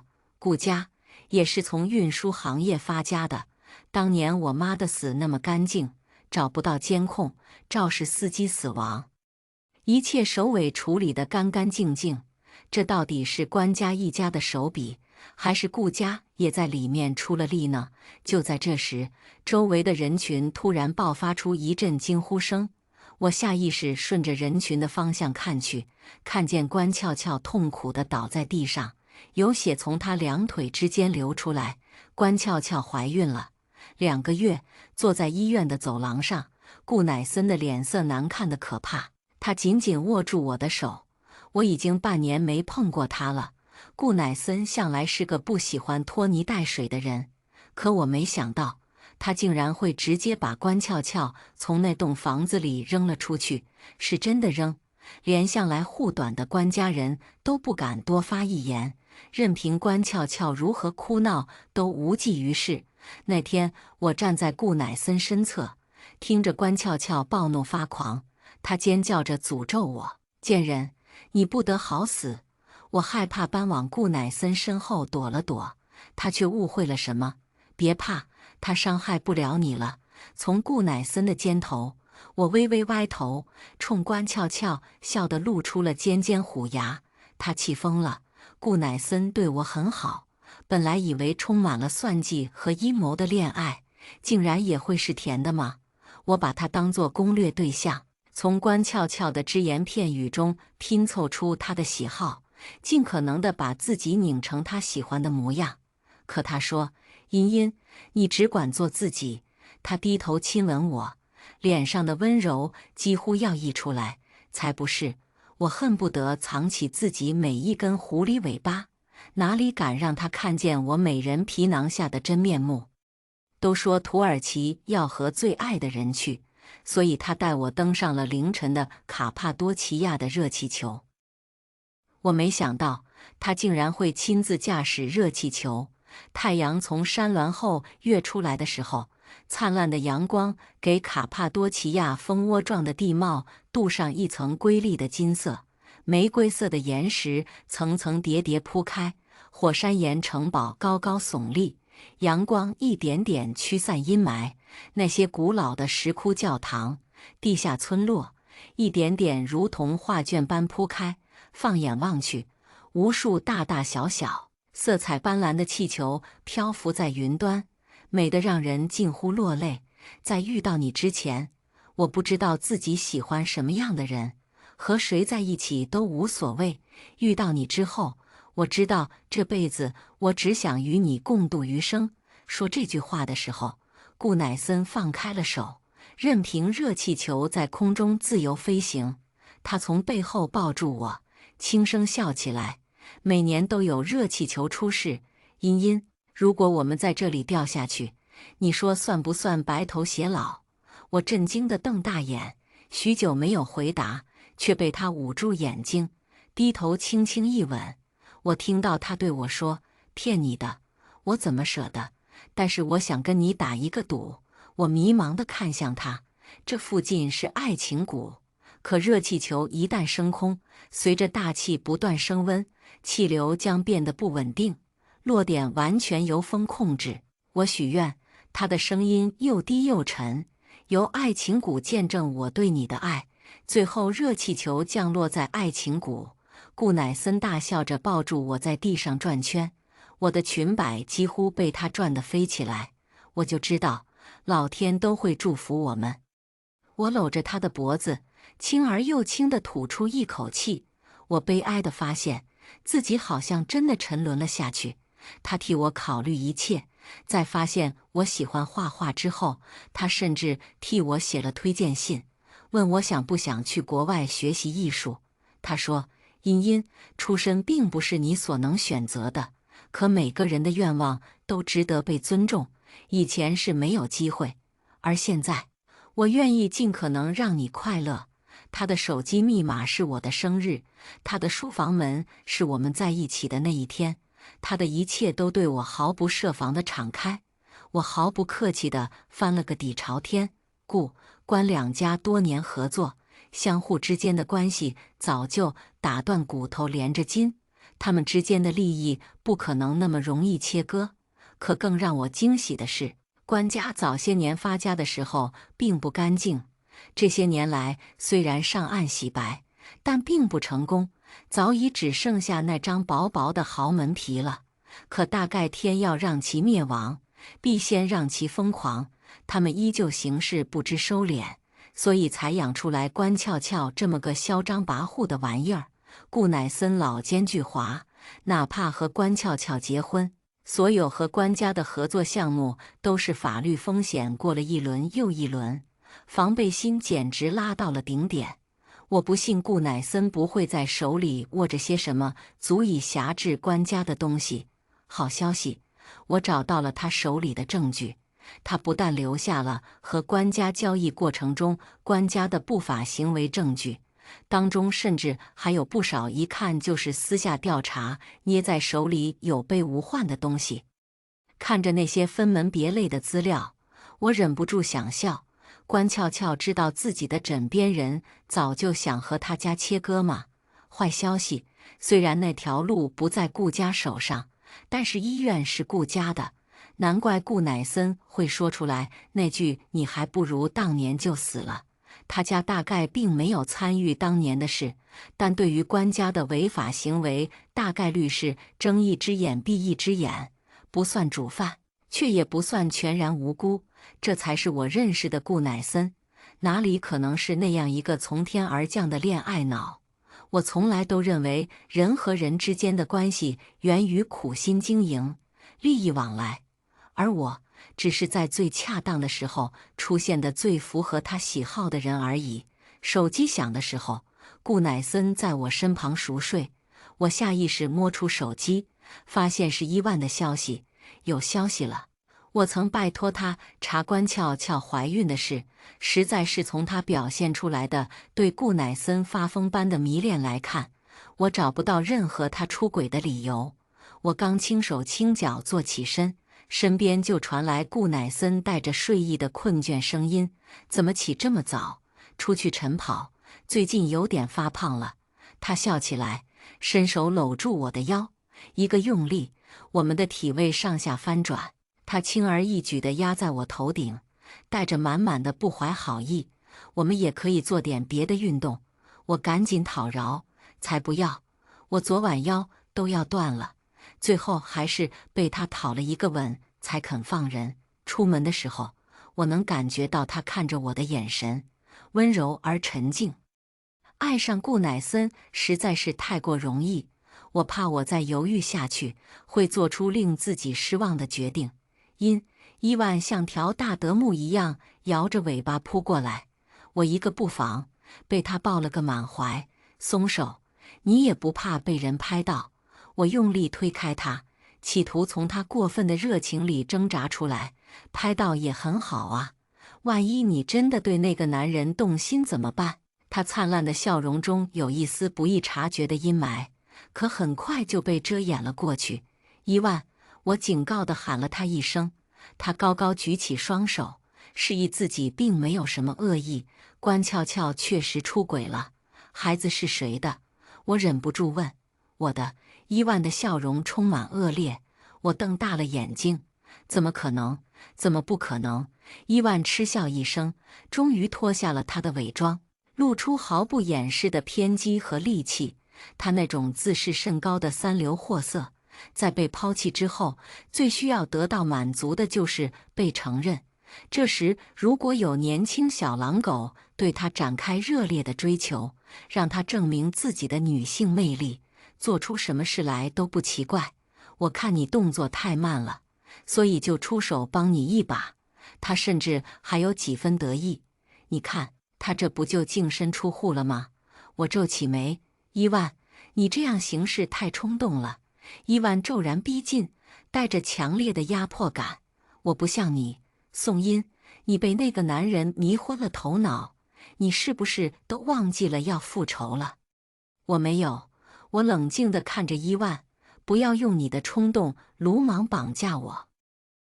我本来都快拿到证据了，被你这么横插一脚，就算关俏俏是个蠢货，官家也不全都是蠢货，只要查到你身上，很容易就能顺藤摸瓜查到当年的事，少说的那么伟光正。你不过就是想满足自己的私心。宋音，临走的时候，伊万突然喊住我：“你不会背叛我们的，对吧？”我盯着他，充满警告：“伊万，你越界了。”回去的时候，我发现顾乃森竟然在家里等我。他抬头意味不明地看着我：“你今天去哪了？”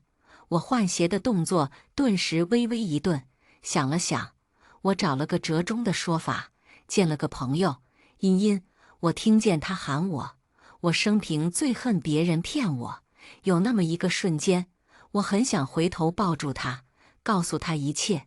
可是最后，我只是冲他弯起唇角。我知道的，我没有想到那一天会来得那么快。我刚煲好顾乃森喜欢的汤，做了满满一桌他喜欢吃的菜。最近这几天他总是很忙，早晚都不见人影。我想给他好好补补。门铃响了，今天我给保姆放了假，带着满心欢喜跑去开门。你回来了。门刚一拉开，雪片般的照片就砸在我的脸上、身上，当中有一张甚至划破了我的脸，疼得我下意识捂住脸。关俏俏趾高气扬地站在门口，手里挽着顾乃森的胳膊，照片在此时才飘落在地上。那是无数张我和伊万的照片。拍照的人选的角度很有意境，看起来仿佛我们在接吻，可那并不是在咖啡馆，而是更早的数年前，我们紧紧拥抱在一起，好像是一对落难的小兽。他们查到了，是的，哪怕那个画展的巧遇，都是一场关于顾乃森的精心设计。我的指甲深深地陷入手心，可我却一点都感觉不到疼痛。伊万根本不是什么华人，他是被领养的孤儿，而他的母亲也是熊猫血。他的父母同样死于一场车祸，听起来是不是很耳熟？他是另一个官家的受害者。官家能做出毫不犹豫抽干人血的事，这些年来做的恶肯定不止这一桩。关俏俏的母亲在生产时大出血，那个被抽干的血包就是伊万的母亲。他们早就习惯了用旁人的命来填自己的。我追查了许久，这才找到了伊恩。所幸他也和我一样，不曾忘却仇恨，并愿意为之付出一切。可现在，一切土崩瓦解。顾乃森沉默地看着我，在他的视线中，我无处遁形。心头那块高高悬起的石头终于重重落了地。他恨我，是啊，从他的角度来说，他为我做了那么多，结果到头来的心动却只是一场针对他的围猎。他恨我理所应当。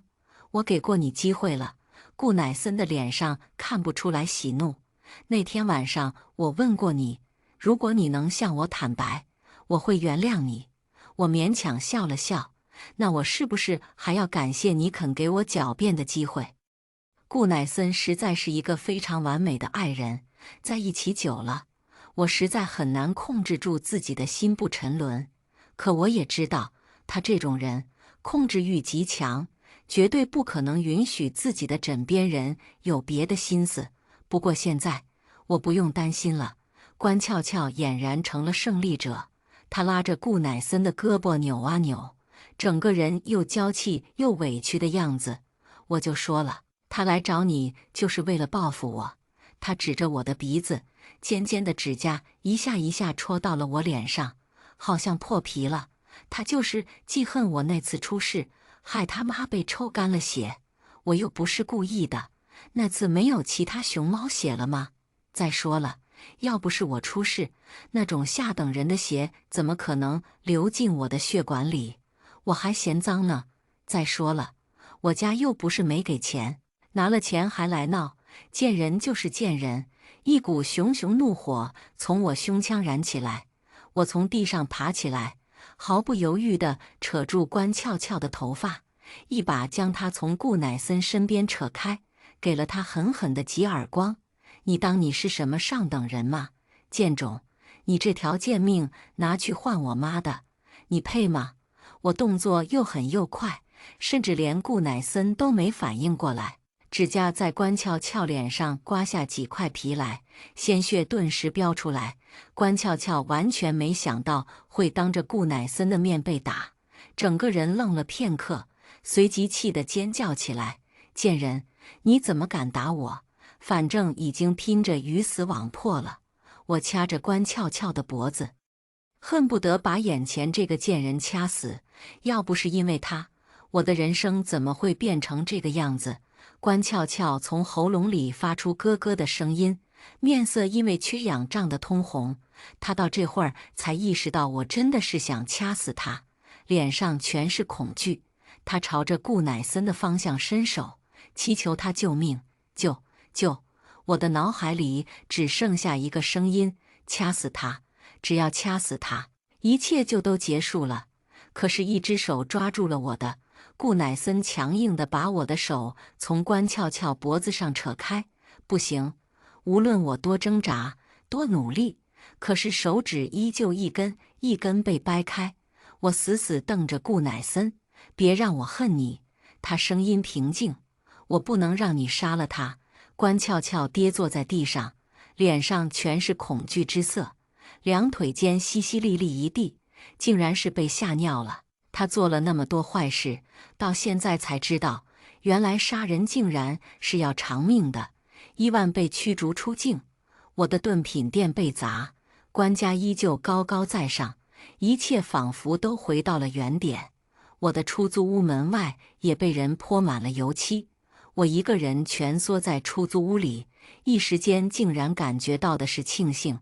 庆幸即使在最晴热的时候，我也没有退掉租屋，现在好歹还有一个落脚的地方。情绪大起大落之后，我发起了高烧。我昏昏沉沉躺在床上，空荡荡的床上没有另一个人的温度，冷得可怕。床头柜上还摆着我们的土耳其的合影。我静静地看了好一会，伸手想去拿，不料一个不小心把镜框碰到了地上，玻璃碎得满地都是。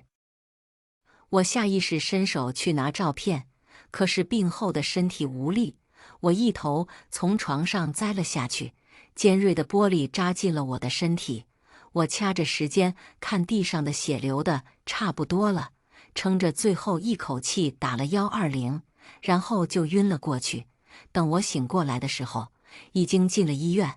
可是我进的并不是我打120的公立医院，而是一家以收费高昂闻名的私立。我去问医生和护士，可他们都守口如瓶。没关系，我心里早有猜测。毕竟按照那个时间段，顾乃森也应该发现了我的那张怀孕报告。一切都按照我计划的进行。除了那个孩子没了，好像一报还一报。关俏俏流产了一个孩子，我也一样。来告诉我消息的医生温柔劝我：小姑娘，别担心，你还年轻，孩子以后还会有的。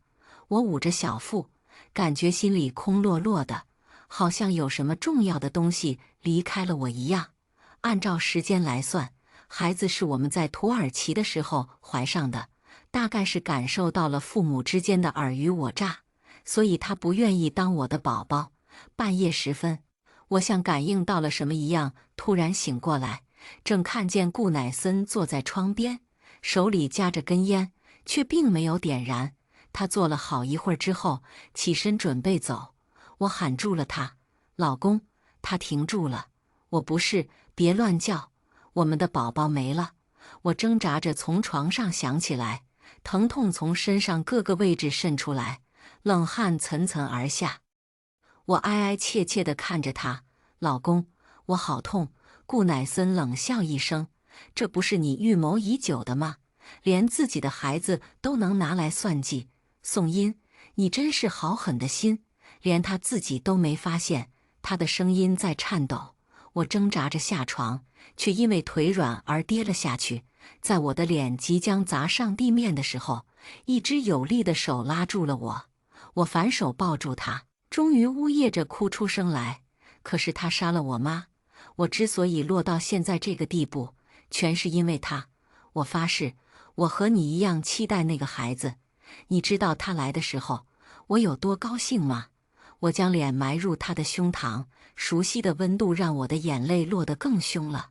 可是我没能保护好我们的孩子，我不是一个合格的妈妈，他一定对我失望了。是的，如果他去查，会发现就是在关俏俏上门那天，我从医院回来，带回了那张孕检报告。他依旧一动不动，可我知道他在听。我真的很害怕，我害怕你也是杀了我母亲的凶手。我求伊万帮忙。当他告诉我这件事和顾家无关的时候，我不知道有多开心。我流着泪，抬头可怜巴巴看着他。那天我是准备向你坦白一切的，可是都是我的错。我们明明在爱情鼓励下誓言，可是我却把一切都弄砸了。我终于说不下去了，眼泪大颗大颗地流下来，砸在被子上，变成一个个圆圆的小点。顾乃森静静看着我，声音中满是喟叹：“你不是很能吗？怎么把自己弄成这个样子？”我只是抱着他的腰，不住地摇头。顾乃森终于没有推开我，他一下下拍着我的背。我哭着哭着，竟然不知何时就这么睡了过去。等我再醒来的时候，手机已经回到了我的手边。伊万发了无数条消息，前面是在问我情况怎么样，后来一直没收到回复，开始关心我的情况。我看到最后一条，伊万说：“你怎么会选了这种人？”他的声音里满是后怕。幸亏他不是想要对付我们。发生了什么？我还在茫然，却发现床头多了一个牛皮纸文件袋，上面还贴了一张便笺纸，龙飞凤舞，是顾乃森的字迹。他说：“分手费。”我的心底重重一沉。资料的最后一页是他和关俏俏的离婚证，是暗示，也是承诺。他承诺不会再庇佑关俏俏。我抱着那个牛皮纸袋，又哭又笑。我实名举报关家涉黑涉恶，时值全国上下因为某县城中学操场下方埋尸案件正大力开展扫黑除恶。我和伊万实名站出来举报。这次我们终于不像当年那样求告无门，告到警察局去，甚至连案都没法立。关家不但涉黑，甚至还涉及跨国倒卖人体器官和非法偷渡诈骗。他家一直心怀侥幸，舍不得天大的暴利，始终没有完全上岸。无数张可怕的交易记录和血淋淋的现场照片暴露出来，数个传播节点同时大爆。无数网友参与讨论，全网大哗：我们真的生活在21世纪吗？哪怕网警在第一时间处理了那些血腥照片，可事件性质太严重，舆论压力大得可怕。无数网友在追问，为什么这样的人不会受到处罚？为什么他们能这么轻而易举地草菅人命？法律的公正性究竟体现在哪里？国家当即下令重点彻查，然后又发现，原来关俏俏的小舅舅当年在外省为非作歹，明明都已经被判死刑立即执行的人，竟然10年后还在活蹦乱跳，甚至还在当地继续当着土皇帝。这简直是把司法公正踩在脚底下。顾家第一时间切割，在公司官网挂出公告，公布了顾乃森和关俏俏离婚的消息，还放出了带离婚日期的离婚证照片。网友本来都追着过去骂了，结果对方响应太迅速，又发现离婚时间是在事情爆发之前，一时间竟然有些拔剑四顾心茫然，想骂渣男割席，又觉得好像正常人都会割席，想骂他不有难同当，抛妻弃子，又觉得这时候有难同当才是有病，为难+1、+2、+10086，官家猝不及防，被一夜起底。本来还想着走蛇头偷渡路线，去海外继续纸醉金迷的日子。毕竟他家早年就转移了不少资产去海外，甚至还有属于自己的庄园。偷渡艇能装的东西有限，官府在船上放了足有上百斤黄金，大概是老天有眼。那天起了大浪，偷渡艇根本跑不快，黄金100斤，一个成年女性也是100斤。眼看海警要追过来，官父通红着眼睛，把目光投向了妻女身上。官母还在苦苦哀求官父，人命更重要。可关俏俏竟然蹑手蹑脚走到关母身后，亲手把她推了下去。我看到了海警的记录仪上最后的景象：海上浪急风大，救生圈完全没办法靠近落水者。不可一世的关母眼睁睁看着不到2米远的救生圈却死活够不到，最后瞪着惊恐的双眼，被活生生淹死在了海里。关家人跑了。关父和关俏俏还以为自己能在国外继续过好日子，还申请了政治庇护。关俏俏甚至还在 ins 上继续发起了自己奢华的生活，换个地方玩喽。他说，可是他们的影响太恶劣，不知通过什么条件交换，国际刑警居然把关家人给送了回来，没有关俏俏。可是伊万却给我发来了照片，关俏俏染上了毒瘾，浑身肮脏，头发脏到打结，像条流浪狗一样在 M 国的大街上乞讨。她的身上、胳膊上都是注射后留下的青紫针孔，可还是舔着脸去乞讨毒品。那段视频最后是关俏俏被几个黑人拖进小巷，再往后翻就是她肮脏腐臭的尸体，烂得不能看了。伊万如是说，关家一悉数倒猢狲散。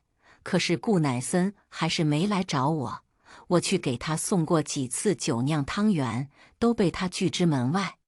他的出现好像一场梦，现在仇报完了，梦也该醒了。送了3个月之后，我放弃了。外面下着很大的雨，我在房间收拾行李。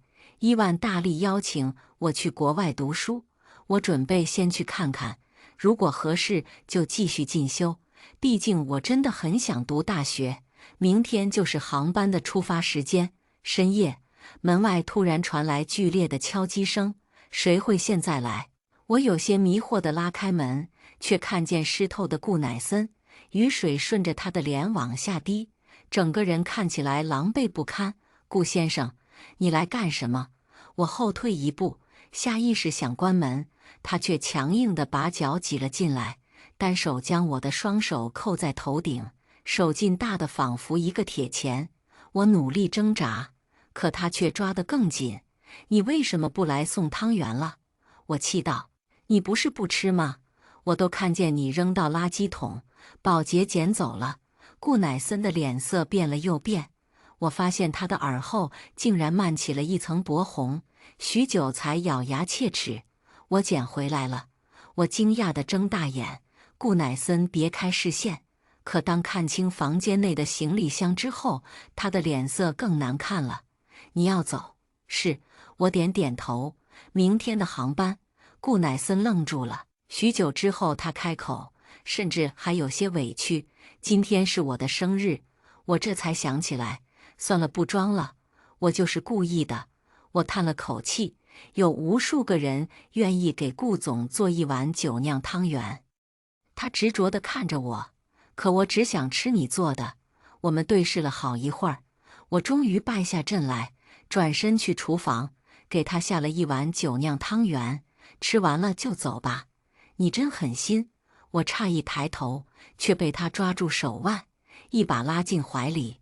你骗了我那么多，我只是让你送了3个月汤圆而已。他控诉我，你在爱情谷里发的誓都是骗人的。我哑口无言。最后他放下碗，冲我张开手。我认输。我站在原地没有动，小骗子！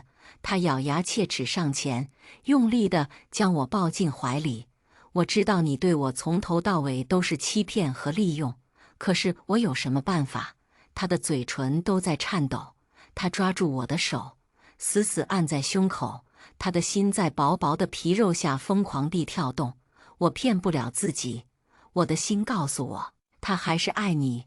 我看了他许久，终于还是上前抱住他，将头埋在了他胸口。我当然不是什么好人，我自私、恶毒、卑劣，不择手段，步步为营。我去了，全上他们一起组成了现在的我，无法分割。我反手搂住他的脖子，在他看不到的角落，微微勾起唇角。可此时如果有上帝视角，就会看见，搂住我的顾乃森露出了一个和我如出一辙的微笑。我的出租屋里早就有他装上的摄像头，我们步步为营，我们充满算计，可是没有关系，上天注定让我爱你。